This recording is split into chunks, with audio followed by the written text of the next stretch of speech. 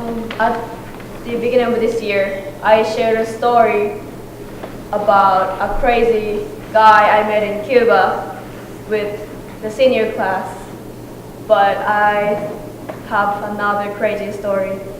I mean, even it's crazier, so I'm going to share. Summer of 2018, on August 1st, I was at John F. Kennedy International Airport in New York at 3 in the morning, waiting for my flight to show up. My final destination was Havana, Unana. I have to say I'm a little embarrassed for not having a strong reason to travel to Cuba, but I have a little reasons such as Havana is a photogenic place and tickets were not that expensive from the east side of the States. So, and also I had this image of nice beaches, good food, and sunny days in my head, but the reality was different. The airport in Havana was very small, and the people were all packed near the baggage claim area. I was feeling fine because I could still hear some English. I was waiting for my luggage to come out for about half an hour, and after I got my luggages, I said goodbye to the Cuban woman who sat next to me on the plane, and I got in the line to get my visa checked. Phew, quickly done. After going through everything, I was looking for a place I could exchange my money from Japanese yen to Cuban peso. I was all by myself, the only Asian there, with 2 big suitcases in my hands, looking very nervous. Everybody could recognize that I was lost in the middle of the airport. Then a short Cuban guy who claimed to be a taxi driver asked me, "Taxi? Taxi? Taxi?" He spoke to me in a decent level of English. I said, "Yes, but I don't have the money to pay you." He asked me, "Do you have American dollars?" I said, "I do, but not so many." I really didn't want to exchange my money with American dollars just because the currency rate is the worst with American dollars. It turned out there is no way I can exchange my money from Japanese yen, so I had to give up on my American dollars that I had saved for the school year.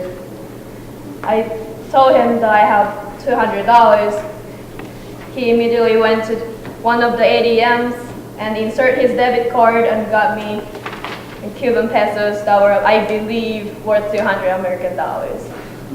I finally got in his car and we started heading to the hostel I booked online a month ago.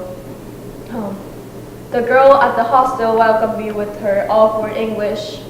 My room was a dormitory room that had 4 bunk beds, and it was very nice even though I only had to pay $5 per night. I laid on my bed right away and took a 20-hour nap. I don't think I'm supposed to use the word nap, but I was not going to spend the entire day sleeping. Crazy. I didn't realize how tired I was from walking around New York City for a week. Around 10 a.m. on the second day of my trip, I finally decided to step out of the hostel and head to the south, which was the direction to the capital, Havana. I didn't have a phone that had internet in Cuba, so the only things I could rely on were the compass on my phone and the maps I got from the guidebooks. The most terrifying thing I had never experienced before was catcalling. Men on the street were throwing kisses to me, whistling to me, and stuff. And some guys even pulled my arm. I didn't have the ability to ignore them for the first few days. I was just walking and walking to get to the capital under the blazing sun. But later I realized that I hadn't eaten anything for 2 days. I have to say I was very close to passing out. Even though I was in the touristy area, there were only a few places that people could go have a meal. So I just couldn't wait anymore. I went into a cafeteria. There was a security guy in front of the door. He looked really funny, wearing the typical uniform, but also many shining gold chains around his neck. His hair stood almost 5 inches on his head. I just told him, Una, and he aggressively opened the door for me. I just ordered a drink and ham pizza. The worst pizza I've ever had. It was like microwave food, but I was so happy to sit down and have food. This is when the nightmare began. There was an old Cuban guy at the table, by my table. He smiled at me with raising his coffee cup. Salud! I held my bottle and did the same. He seemed to be around 50 years old and as tall as I am. He was wearing a white tank top and jeans. A few minutes later, he did it again. And this time he did the gesture that invited me to his table. I thought, sure, being friendly is the best way to be familiar with a new country. Japonés? That was his first word to me. There were so many times that people recognized me that I was from Japan, and that was pretty impressive. It was very awkward, but there was no silence between us. He just kept talking to me in Spanish that I even doubt it was Spanish. He never cared if I was understanding what he was saying. Telefono? He asked me for my number and asked me to call him, but I told him no tengo internet. So he gave me a Wi-Fi card I could use at parks in Cuba. He wrote his number and his name on a piece of paper. His name was Michael, M-A-Y-K-E-L. He even paid for my pizza, and I was like, what a nice guy. But he didn't somehow pay for my beer option.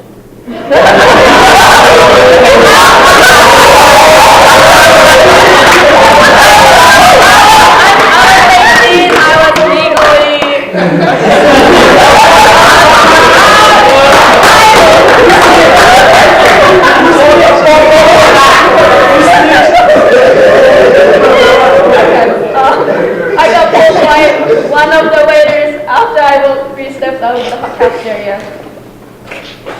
There was a park right next to the cafeteria, and there seemed to be many people being on their phones. Parks were the only Wi-Fi spots in Cuba. He wanted to make sure I could successfully connect the Wi-Fi on my phone to call him. It took me longer than I wanted it to be, because I was very uncomfortable with him sitting really close to me on the bench. After that, I tried to say goodbye to him, but I felt leaving him. I was embarrassed to walk with him in front of all the tourists. I even met a first Japanese couple in the center of Havana. I kind of explained the situation I was in with Michael, but they seemed a little helpless, so I had to give up on getting help from them and kept walking behind them. Michael and I walked for 20 minutes through the crowd of tourists and finally got to the place where he wanted to take me, I assume. We were on the northeast of Havana at a castle called Castillo de la Real Fuerza. It was like a little museum inside, and we both had to pay 3 cook. It's like about $3 to enter. I was hoping that he would pay for both of us, but he even almost made me pay for his. There was nothing interesting to me. He explained stuff in Spanish, but I had no desire of knowing any of what he was saying. We were just looking at ship models that were made with wood, jewelry, and old coins that were used back in the old days. When we were going downstairs, he took my hand and made sure I was safe. But he was just an old guy, and it just made me more and more uncomfortable. Then he goes, ¿Estás cansado? He asked me if I was tired. I said, un poquito. I had a little bit of hope that he might take me to a cafe and get me a drink, but he made me sit on the bench at a park. And suddenly his face started looking serious and saying something beside myself. And I was trying not to look at his face, but I heard the words, me gusta, Nunca. I assumed that he was saying maybe I will never leave you or something out of his mouth. And he got his knees on the ground right in front of me. I finally realized that for the past few hours, he was literally looking at me like this, like he was looking at me this way. And he asked me, "Una beso?" No, lo siento, no puedo, no, lo siento. After all this, I just wanted to go back to the hostel. I just kept saying, necesito hostel.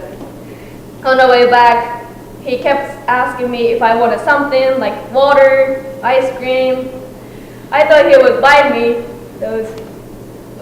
So I said yes every time. What he did was ask them how much the stuff is. I was thinking, how would you ask me to spend my life with you who cannot buy me a bottle of water? I just ran into the hostel shouting, "Adios!"